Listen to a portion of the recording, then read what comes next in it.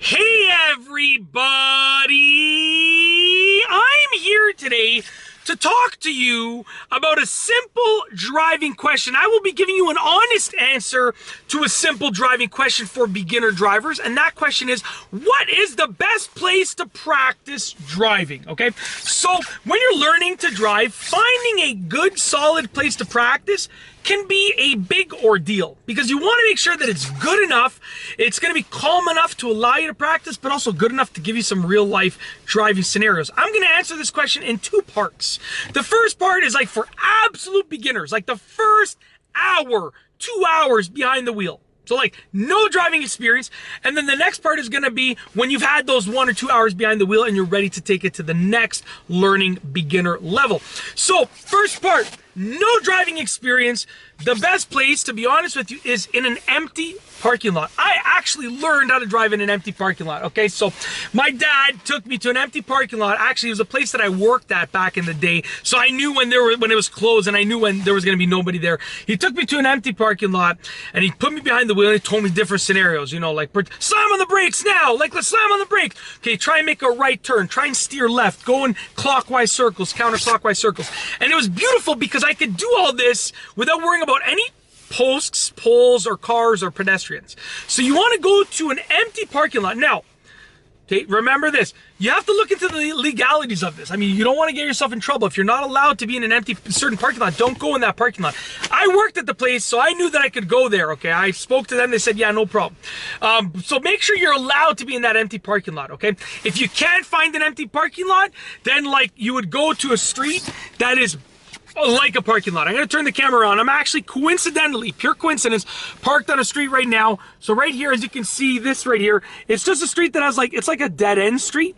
So essentially, and there's only businesses here. There's no housing here. It's only businesses. So a street like this, you could just practice. There's going to be virtually no traffic, right? Because there's almost no reason for people to come on that street. And make sure you're choosing a time that makes sense where there's going to be fewer people. So don't choose prime time rush hour, because even if you're on a dead street, not a busy street, you know, you're probably going to still encounter people. Choose like an odd time of the day or night, okay? Not when it's dark, but, you know, evening, okay?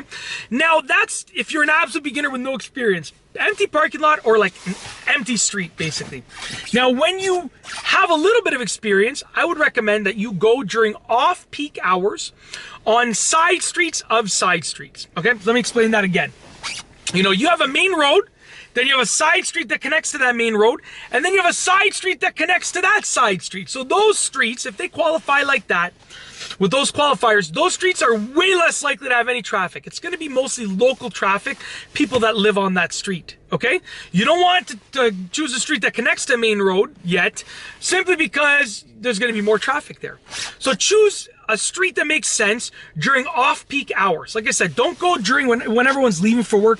Don't go when everyone's coming home from work. Maybe choose like lunchtime, when everyone's either at work or at school, right? Choose a time like that if it makes sense, or the least busiest time that you're available.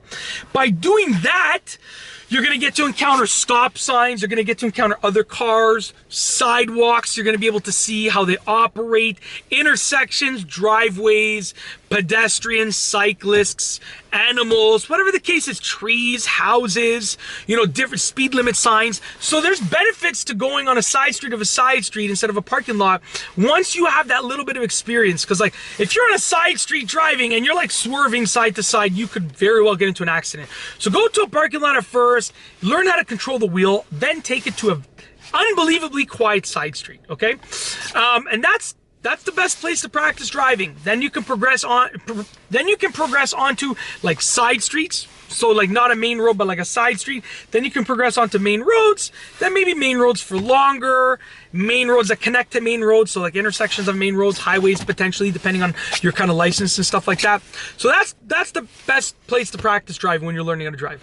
Start off in an empty parking lot, work your way to a side street of a side street. And that's it. If you like this video, please be sure to give it a thumbs up. Let me know what you think down below as a comment. And of course, be sure to subscribe for more great car and driving videos just like this one. And that's all I have for you today. Thanks for watching.